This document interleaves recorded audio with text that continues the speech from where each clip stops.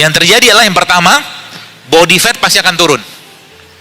Body fat, kita sekarang kan berlebihan nih.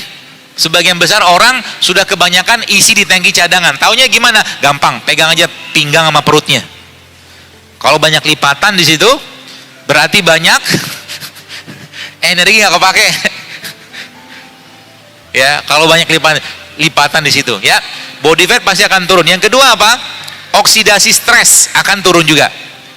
Dia akan menurunkan stres oksidasi. Yang kedua apa? Yang ketiga apa? Dia akan memperbaiki fungsi hormon. Nah, yang luar biasa lagi bosnya apa? Yang luar biasa lagi ada situ kata-kata autofagi. Autofagi itu selnya kita memakan sel yang rusak. Catatannya apa? Kalau tubuh kita punya bahan bakunya. Kalau tubuh kita punya bahan bakunya dan tubuh kita dikondisikan untuk berpuasa. Kemudian apa lagi bos sekalian? Insulin, sensitivitas insulin itu meningkat. Ya, sensitivitas insulin itu akan meningkat sehingga apa? Pankreasnya akan baik, gula darah akan diperbaiki sama dia. Ya, yang keempat apa? Yang kelima apa? Itu apoptosis. Terjadi apa namanya? Resetting ulang yang sel bunuh diri tadi tuh. Bunuh diri terprogram tadi. Itu hanya bisa didapatkan kalau orang itu melaparkan diri. Itu sebabnya baginda Nabi SAW tidak pernah menganjurkan kita untuk makan sampai kenyang. Karena makan sampai kenyang efeknya apa? Makan sampai kenyang itu bukan efeknya menyebabkan lemah iman. Jadi salah satu yang menyebabkan lemahnya iman seseorang itu adalah makan berlebihan.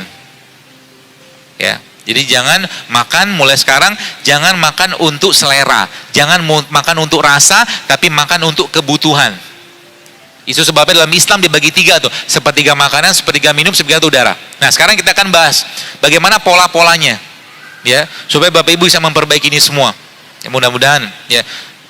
Jadi bos sekalian, tadi saya katakan ada komunikasi, ya, ada komunikasi, maaf, antara otak dan perut. Pengendalinya siapa dia? Jadi mereka mengatakan Anda you have three brains, dia bilang Anda punya 3 otak. Otak yang pertama di sini, otak kedua di sini, tapi otak yang ketiga di sini. Yang tadi mungkin saya membahasakan kalau orang-orang ilmuwan barat itu mengatakan heart, jantung. Kalau kita kan jantung. Tapi sebenarnya kalau bahasa kita lebih detail lagi menggunakan bahasa-bahasa agama namanya kolbu. Kolbu itu pengendalinya. Ketika Anda lihat makanan, lihat. Ketika Anda ngelihat makanan, pikirkan baik-baik makanan tadi. Kalau saya makan ini kira-kira bikin masalah atau tidak ke badan? Kalau saya makan ini bikin sehat atau tidak? Kalau ini sudah bekerja dengan baik, akhirnya akan memerintahkan ini apa? Untuk tidak terlalu selera. Karena mata kita ini kunci semuanya. Kalau Bapak Ibu lihat tadi postingan saya tadi pagi Instagram tadi, kenapa zaman sekarang banyak penyakit degeneratif? Ya orang nggak bisa lagi menahan selera. Gitu loh. Padahal apa? Padahal sederhana. Kalau mampu menahan selera tadi bukan karena apa? Bukan karena rasa, tapi karena kita makan karena butuh, itu oke. Ya seperti itu. Nah sehingga apa? Kata kunci pertama apa? Asup badan kita dengan probiotik. Yang pertama. Karena apa? Mereka berkomunikasi tuh. Semakin bagus isi perut ini dengan bakteri yang baik, maka akan semakin bagus isi ininya, kepalanya. Jadi kalau mungkin makanan yang baik akan menghasilkan karakter yang baik, sifat yang baik. Nah, apa bakteri yang paling baik yang ada pada atau di Indonesia mungkin atau di sini juga sama? Bapak Ibu tahu makanan apa yang diklaim sebagai makanan paling sehat di dunia? Pendengar? Makanan Korea, kimchi. Betul kan? Kimchi itu Bapak sekalian diakuin ya oleh apa dunia sebagai salah satu makanan paling sehat. Kenapa? Karena kimchi itu isinya apa? Tahu nggak kimchi itu isinya apa? Bakteri isinya. Kimchi itu kan bakteri. Ya. Jadi isi dari kimchi itu adalah bakteri. Bentar.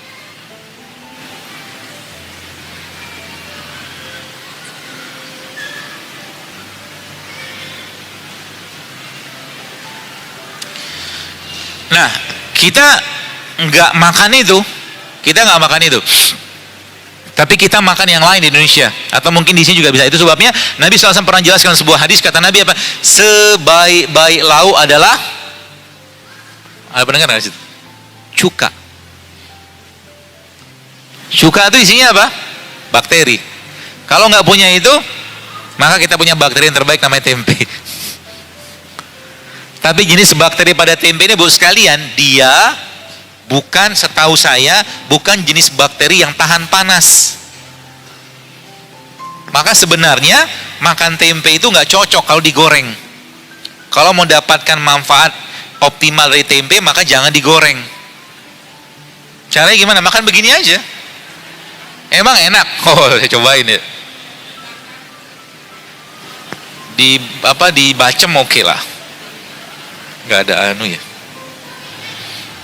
Ada itu nggak mangkok atau sendok?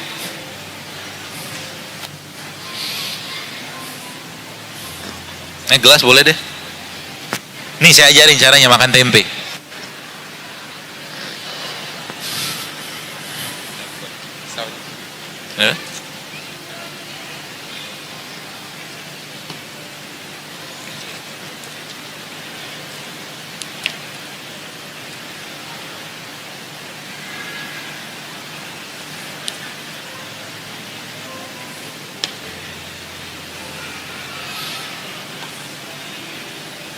Karena tempe isinya tadi apa? Bakteri. Oh ya boleh.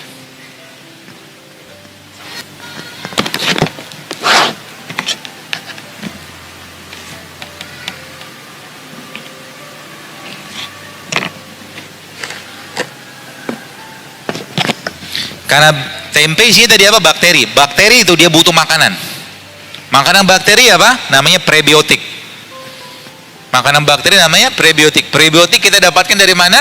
Salah satu sumber prebiotik paling baik ya madu. Jadi makan tempe itu ya pakai madu kayak begini. Mau mulai nyobain? Wois, mantap Bu, Pak.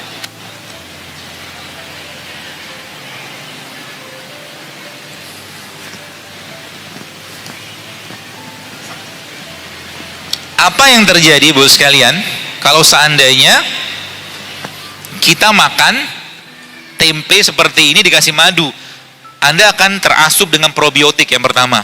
Yang kedua terasup dengan prebiotik. Apa yang tadi berikutnya?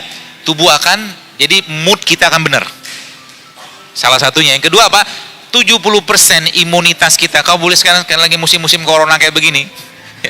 Banyaknya dia probiotik dan prebiotiknya. Karena virus juga nggak ada obatnya. 70%, 80% imunitas kita itu letaknya di pencernaan. Artinya apa? Ini bisa jadi solusinya untuk menguatkan imunitas. Dengan cara apa? Makan makanan yang tinggi prebiotik atau probiotiknya. Kan gitu.